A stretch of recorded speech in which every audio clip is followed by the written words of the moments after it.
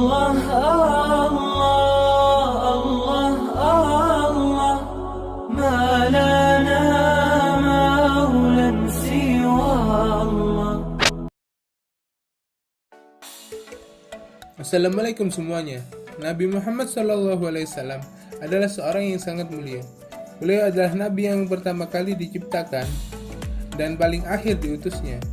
Al-Habib Ali bin Muhammad Al-Habsyi menerangkan dalam Maulid Simtud Duror, Qala Rasulullah sallallahu alaihi wasallam, kuntu awalan nabiyyina fil khalqi wa akhirahum fil ba'as. Dijelaskan bahwa Rasulullah sallallahu alaihi wasallam berkata bahwasanya beliau adalah yang pertama kali di antara para nabi dalam penciptaan, namun yang terakhir diutus sebagai nabi. Selain itu, sebelum penciptaan alam semesta dan isinya ini, Allah Subhanahu wa taala lebih dahulu menciptakan nur Nabi Muhammad sallallahu alaihi wasallam. Dari nur Nabi Muhammad inilah Allah Subhanahu wa taala menciptakan alam semesta dan isinya. Berdasarkan hal inilah kita sebaik-baiknya banyak mengucapkan sholawat kepada Nabi Muhammad SAW. Selain itu, Allah Subhanahu wa taala memerintahkan kita dalam Al-Quran untuk bersholawat kepada Nabi besar Muhammad SAW dalam surah Al-Ahzab ayat 56. Inna Allaha wa malaikatahu yusalluna 'alan nabi ya ayyuhalladzina amanu sallu 'alaihi wa sallimu taslima. Oleh sebab itu, untuk menumbuhkan rasa cinta dan rindu kita kepada Nabi Muhammad SAW, alangkah baiknya kita juga mengetahui tentang riwayat perjalanan hidup Nabi Muhammad SAW dari sebelum kelahiran beliau sampai meninggalnya. Jadi nantinya kita akan membahas tahun-tahun paling penting dari umur beliau SAW. Sebelum kelahiran Nabi Muhammad SAW, terjadi beberapa kisah yang dikenang sampai saat ini. Berikut lebih jelasnya.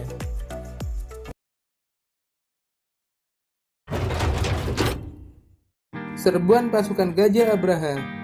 Pada masa jahiliyah, Abraha al-Ashram yang berasal dari Habasyah atau sekarang dikenal dengan Ethiopia berhasil menaklukkan Arab Selatan atau yang kini dikenal dengan Yaman. Saat pertama kali tiba di Yaman, Abraha terheran-heran melihat kebiasaan dari orang Yaman yang rutin berhaji ke Hijaz. Orang Arab Yaman rutin melakukan haji ke bangunan yang didirikan kakek moyang mereka, Nabi Ibrahim dan Ismail. Abraha semakin terheran ketika mengetahui bahwa seluruh jazirah Arab juga rutin melakukan hal yang sama. Abraha mengetahui bahwa Ka'bah yang dikunjungi oleh orang-orang Arab tersebut adalah hanya bangunan biasa tanpa arsitektur yang mewah.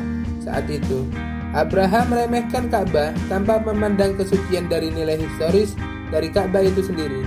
Abraha pun berniat membuat bangunan yang jauh lebih megah karena tertarik dari segi ekonominya. Ya, bangsa Quraisy yang saat itu mengelola Ka'bah memang diberkahi karena banyaknya jamaah dari luar Hijaz yang dapat membantu sisi keuangan bangsa Quraisy itu sendiri dengan lakunya dagangan mereka oleh para pelancong tersebut. Abraha yang menginginkan para jemaah tersebut berpindah ke Yaman akhirnya membangun sebuah bangunan yang amat megah di zaman tersebut. Bangunan tersebut diberi nama Al-Qulais. Tandingan Ka'bah karya Abraha ini begitu indah dengan pintu dari emas, lantai dari perak, dan pondasi dari kayu cendana. Bangunan tersebut akan membelalakkan mata semua orang yang memandangnya. Namun bangunan indah tersebut tak dapat menandingi Ka'bah. Bersusah payah Abraha untuk membuat bangunan tersebut, namun orang Arab berpaling darinya. Abraha pun dibuat tambah murka karena menemukan kotoran pada bangunan indahnya. Bangunannya dilecehkan oleh salah seorang suku Quraisy yang berdagang ke Yaman dan mengetahui tentang niat busuk Abraha. Abraha pun menyiapkan pasukan terbaiknya untuk bertempur dengan kaum Quraisy dan menghancurkan Ka'bah. Untuk memuluskan rencananya itu, Abraha mendatangkan gajah-gajah terlatih dari negeri asalnya, Ethiopia, untuk berada di barisan terdepan menghancurkan Ka'bah. Abraha pun pergi menuju Makkah dengan bala tentara dan pasukan gajahnya. Abraha dan pasukannya berhenti di Muhammas, daerah dekat kota Makkah. Selama perjalanan dan di Muhammas, pasukan Abraha menjara gembala dan harta kaum Quraisy. Di antaranya adalah 200 ekor onta milik pemuka Quraisy, Abdul Muthalib, kakek Rasulullah SAW. Mendengar hal itu, Abdul Muthalib bergegas menemui Abraha.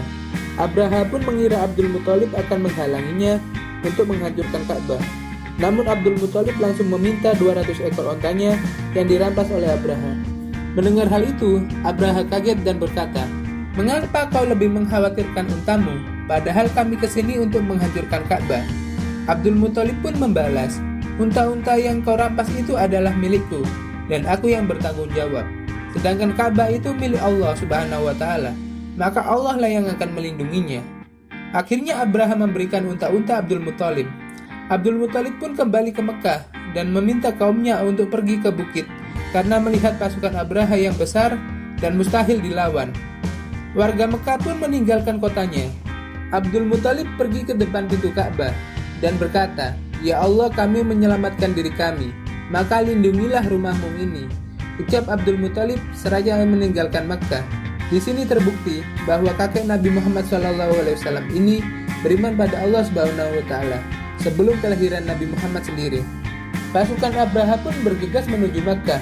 Suara keras dari hentakan kaki-kaki gajah tersebut membuat penduduk Makkah yang sedang bersembunyi merinding. Namun saat hendak memasuki kota Makkah, gajah-gajah itu kompak terdiam. Gajah-gajah terlatih itu berputar balik dan berputar-putar saja di lembah Muhassir. Abraha pun geram dan memerintahkan pasukannya untuk mencambuk gajah-gajah tersebut agar menghancurkan Ka'bah. Pasukan Abraha pun kehabisan akal untuk mengarahkan gajah-gajah itu. Mereka pun mulai keletihan. Tiba-tiba datanglah rombongan burung-burung dari langit yang mencengkram batu panas dalam jumlah ribuan. Burung-burung itu melepaskan batu-batu tersebut ke arah Abraha dan pasukannya. Batu tersebut masuk di kepala pasukan Abraha dan tembus sampai ke bawah. Seketika pasukan kuat tersebut binasa hanya oleh burung-burung. Terkabullah doa Abdul Muthalib. Ka'bah akan terus berdiri kokoh sampai akhir zaman. Kejadian pasukan Abraha ini diabadikan dalam Al-Quran surat Al-Fil atau gajah. Peristiwa tersebut berdekatan dengan kelahiran Nabi Muhammad SAW. Menurut sebagian ulama, kejadian tersebut terjadi pada bulan Muharram, sekitar 50 harian sebelum kelahiran Nabi Muhammad SAW. Peristiwa-peristiwa di Persia. Persia atau saat ini dikenal sebagai Iran adalah kerajaan besar pada zaman itu. Persia memiliki peradaban maju dan disegani. Sebagian besar penduduk Persia beragama Zoroastrianisme atau dikenal dengan Majusi. Majusi adalah agama yang mengagungkan api sebagai Tuhan atau sesembahan. Jelang kelahiran Nabi Muhammad SAW, api abadi utama yang telah menyala selama ribuan tahun tiba-tiba padam. Tak hanya itu, sumber-sumber api lainnya juga ikut padam. Dengan padamnya api-api tersebut, penganut Majusi berkurang signifikan. Sebagian mereka mengalami krisis iman dan sebagian memilih agama baru. Salah satu api abadi di Azerbaijan pada 1950-an kembali berkobar, namun hanya sedikit dibandingkan kobaran beribu tahun yang lalu. Selain itu, serambi-serambi istana Kisra Raja Persia tiba-tiba runtuh, dan juga danau Sawa yang dikultuskan bangsa Persia tiba-tiba surut dan mengering.